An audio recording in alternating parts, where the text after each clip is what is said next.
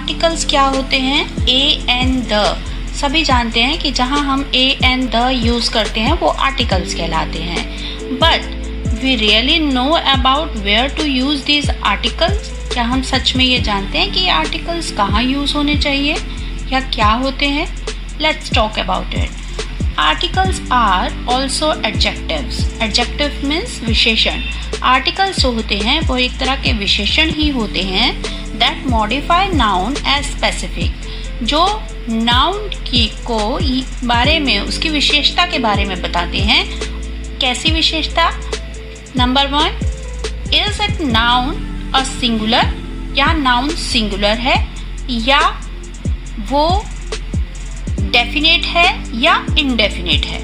मतलब नाउन जो होता है वो या तो सिंगल हो सकता है, एक ही नाउन होगा तो वहाँ हम ए यूज़ करेंगे या फिर एन यूज़ करेंगे, ठीक है। और अगर वो नाउन एक से ज़्यादा है तो उसकी जगह पे हम द यूज़ करते हैं, लेकिन कैसे और कहाँ ये हम आगे बात करेंगे, ठीक है। उससे पहले मैं आपको बताती हूँ कि ये जो ए और एन होता है ये इनडेफिनेट आर्टिकल होता है। इनडेफिनेट मतलब अनिश्चित, ये निश्चित नहीं है। कहीं पे ए आएगा, कहीं पे एन आएगा। हमें ये ध्यान रखना है कि ए कहाँ आएगा और एन कहाँ आएगा। और जो द होता है ये डेफिनेट आर्टिकल होता है। डेफिनेट का मीनिंग होता है निश्चित, मतलब ये डेफिनेट आर्टिकल है। इसका पक्का रहता है कि जहाँ भी आएगा वहाँ द ही आएगा, कोई इसकी जगह दूसरा नहीं ले सकता। तो ठीक है, समझ आ गया आर्टिकल क्या है। Articles are also adjective that modify noun as specific, ठीक। और सिंपल भाषा में कहें तो a and the are called articles. और टाइप ऑफ आर्टिकल्स मैंने आपको बता दिए। एक है इनडेफिनेट आर्टिकल्स, जो कि होते हैं ए और एन। कहीं पे ए आएगा, कहीं पे एन आएगा, लेकिन कहाँ पे? जहाँ पे सिंगुलर होगा, एक ही चीज़ की बात होगी। दूसरा इनडेफिनेट मतलब डेफिनेट आर्टिकल्स, वो होता है द। लेकिन where to use this article, this is important. अब हम बात करते हैं कि हमें ए कहाँ यूज करना है और एन कहाँ यूज करना है। तो number 1, a and an have the same meaning. दोनों का ही सेम मीनिंग होता है। दोनों का ही कहाँ पे यूज होता है? जहाँ वस्तु या कोई पदार्थ एक हो, ठीक है। A and are indefinite article. जैसे मैंने अभी पहले बताया था, ये कैसे आर्टिकल्स हैं? अनिश्चित आर्टिकल्स हैं, ठीक। अब both are used in front of the singular countable noun. जहाँ पे नाउन को हम काउंट कर सकते हैं और वो सिंगल होते हैं, वहीं पर हम इन दोनों का यूज करते हैं। लेकिन फिर भी दोनों में डिफरेंस है। अब इन दोनों में डिफरेंस क्या है? The difference depends on sound. याद रखना है, it is very important, it depends on sound. ये हमारी आवाज़ पर निर्भर करता है। At the beginning of the next word, जब सेंटेंस में हम अगला शब्द देखेंगे, मतलब जहाँ हमें आर्टिकल यूज़ करना है, उसके अगले वाला वर्ड जब देखेंगे तो उस वर्ड को, जैसे यहाँ है हाउस, तो अगला वर्ड हमने चेक किया क्या है? हाउस। तो इसका साउंड हमने देखना है कि ये हाउस का जो साउंड है वो कैसा है, ठीक। तो साउंड को देखकर हमने ये पता लगाना है कि हमें ए यूज़ करना है या एन यूज़ करना है। तो देखें, when the next word start with a consonant, consonants क्या होते हैं? इंग्लिश अल्फ़ाबेट में हमारे 5 वोवल होते हैं। कौन कौन से? ए, ई, आई, ओ, यू। बाकी सभी जो होते हैं उन्हें कॉन्सोनेंट्स कहते हैं। तो when the next word starts with a consonant sound, ध्यान रखना है साउंड, वहाँ पे हम ए यूज़ करते हैं, ठीक। और when the next word starts with a vowel, vowel कौन से होते हैं? अभी मैंने बताया ए, ई, आई, ओ, यू।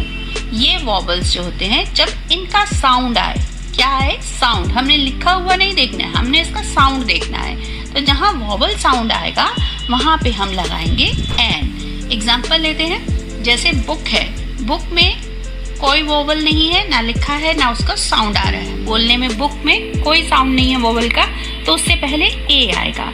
लेकिन जब हम बोलते हैं एप्पल, तो एप्पल में ए जो है वो क्या है? वोवल। तो वोवल से पहले हमेशा एन आता है, ठीक। इसी तरह फ्रॉग, फ्रॉग में कोई वॉवल साउंड नहीं है तो ए लगेगा, लेकिन एग में वॉवल साउंड है एग, तो उससे पहले एन लगेगा। इसी तरह अम्ब्रेला यू वॉवल है, इंसेक्ट आई क्या है वॉवल है, तो इनसे पहले क्या लगेगा एन, लेकिन ट्रक लेमन यहाँ वॉवल साउंड नहीं है, तो इससे पहले क्या लगेगा ए। बट बी केयरफुल, क्या केयरफुल रहना है हमने, किस बात का विशेष ध्यान रखना है, the sound of the letter is important. ये लिखे हुए इम्पॉर्टेंट नहीं है, क्या है इनके इम्पॉर्टेंट, इनका साउंड कैसा आ रहा है, जैसे a house but an hour, ठीक। अब देखो अ हाउस जो है एच ही है यहाँ पे भी, और आर में भी एच ही है, आर मतलब घंटा समय बता रहा है और हाउस घर बता रहा है, दोनों में एच ही लगा है, अगला वर्ड लगा है ना एच, लेकिन हाउस में ये वॉवल साउंड नहीं कर रहा है, हाउस बोल के देखिए, तो उससे पहले ए लगेगा। और आर बोल रहे हैं तो यहाँ पे वॉवल का साउंड आ रहा है, आ रहा है ना वॉवल का साउंड, तो यहाँ पे लगेगा एन। तो हमने क्या ध्यान रखना है, साउंड का ध्यान रखना है, इस बात को हमें याद रखना है। जैसे ऑनेस्ट में भी एच है, लेकिन यहाँ पे भी वॉवल साउंड आ रहा है, ओ की आवाज आ रही है, एच साइलेंट है ना, एच की आवाज नहीं आ रही है। हाउस में एच की आवाज आ रही है, लेकिन हॉनेस्ट नहीं है, ये क्या है ऑनेस्ट, तो यहाँ पे एच साइलेंट है और ओ की आवाज आ रही है, तो यहाँ पे इसका मतलब क्या लगेगा, इससे पहले एन, ठीक। तो ये चीजें हमने विशेष ध्यान में रखनी है, ठीक। अब हम देखते हैं next example, an uncle but a university. अब यहाँ पे दोनों ही वॉवल हैं, कौन से, यू यहाँ भी वॉवल है अंकल में, और यू यूनिवर्सिटी में भी वॉवल है, लेकिन आवाज को हमने मैच करना है। अंकल अ मतलब वॉवल साउंड आ रहा है, तो इससे पहले क्या लगेगा एन, लेकिन जब हम यूनिवर्सिटी बोलते हैं तो यहाँ पे यू कौन सा वाला आवाज आ रही है, वाई ओ यू वाले यू की आवाज आ रही है, ठीक है। तो इसलिए ये वॉवल साउंड नहीं है, तो इसे हम इससे पहले क्या लगाएंगे, अ मतलब ए यूनिवर्सिटी, ठीक है। यू ये वाला साउंड कर रहा है, ये वॉवल वाला यू साउंड नहीं कर रहा, इसलिए इससे पहले क्या आएगा अ, और अंकल से पहले क्या आएगा एन, ठीक। अब ये हो गए हमारे दो डिफरेंसेस ए और एन में। उम्मीद है आपको अच्छे से समझ आ गया होगा कि हमने जब ए और एन लगाना है तो पहली बात तो नाउन सिंगल होना चाहिए, दूसरी बात हमें उसके अगले अक्षर का साउंड ध्यान में रखना है कि वो वॉवल साउंड कर रहा है या नहीं, उसी को ध्यान में रखकर हम दोनों को यूज करेंगे। अब हम तीसरे आर्टिकल की बात करते हैं, वो होता है द। अब द कहाँ आता है, we use the in front of all nouns to describe someone or something specific or unique। जब भी हमें किसी नाउन को या किसी चीज को या किसी व्यक्ति को कुछ विशेष, स्पेसिफिक मतलब विशेष और यूनिक मतलब अनोखा दिखाना होता है, तो हम उससे पहले हम द लगाते हैं। अगर मैं साधारण भाषा में कहूँ तो द वहाँ आता है जहाँ पे हमें किसी चीज की विशेषता को प्रकट करना होता है। Now, it does not matter whether the noun are singular, plural, countable or uncountable। अब द लगाते समय हमें ये ध्यान नहीं रखना है कि नाउन सिंगल है, प्लूरल है या काउंटेबल है या अनकाउंटेबल है ना।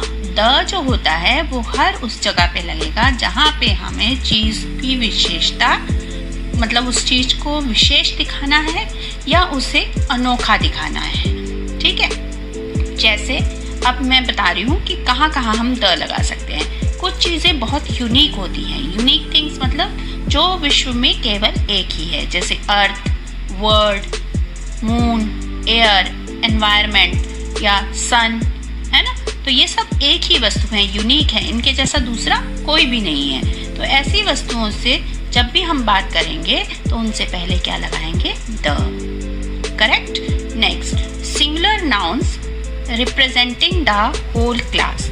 जब नाउन पूरी क्लास को रिप्रेजेंट करता है, जैसे रोज है तो रोज मैं एक फूल की बात नहीं कर रही हूँ, वो पूरी क्लास को रिप्रेजेंट कर रहा है। कंप्यूटर, साइंटिस्ट एक नहीं है, बहुत सारे साइंटिस्ट हैं, तो उनसे पहले जो पूरी क्लास को रिप्रेजेंट कर रहा है, बहुत सारे मतलब साइंटिस्ट का हम अगर बहुत से साइंटिस्ट हैं तो उन्हें साइंटिस्ट ही कहेंगे ना, तो उनसे पहले हम लगाएंगे the.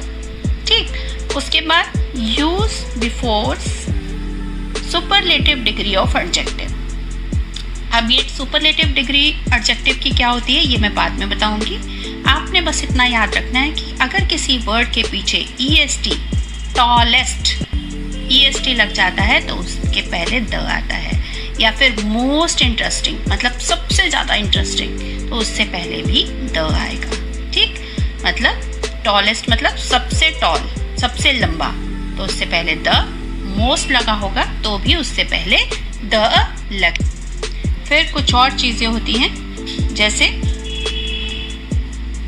Before the name of a newspaper और मैगजीन। किसी भी न्यूज़पेपर का नाम आए, जैसे इंडियन एक्सप्रेस, हिंदुस्तान टाइम्स, कोई भी न्यूज़पेपर का नाम आए या मैगजीन का नाम आए, तो उससे पहले हम द ज़रूर लगाते हैं। Before the name of the river और ओशन, कोई भी जोग्राफिकल फीचर होता है, जोग्राफिकल फीचर्स मतलब माउंटेन्स, रिवर्स, आइलैंड्स, सी, ठीक है, तो उन सबसे पहले जब हम उनका नाम लिखते हैं तो उससे पहले हम द लगाते हैं। जैसे गंगा, रावी, ये नदियों के नाम हैं, तो इनसे पहले हम क्या लगाएंगे? The. Oceans, Indian ocean, Pacific ocean, Atlantic ocean, कोई भी ओशन का नाम आएगा तो उससे पहले क्या लगाएंगे? द। इसी तरह से कोई भी माउंटेन रेंज आएगी जैसे हिमालयाज, तो उससे पहले द। या फिर किसी कैनल का नाम आएगा तो उससे पहले द।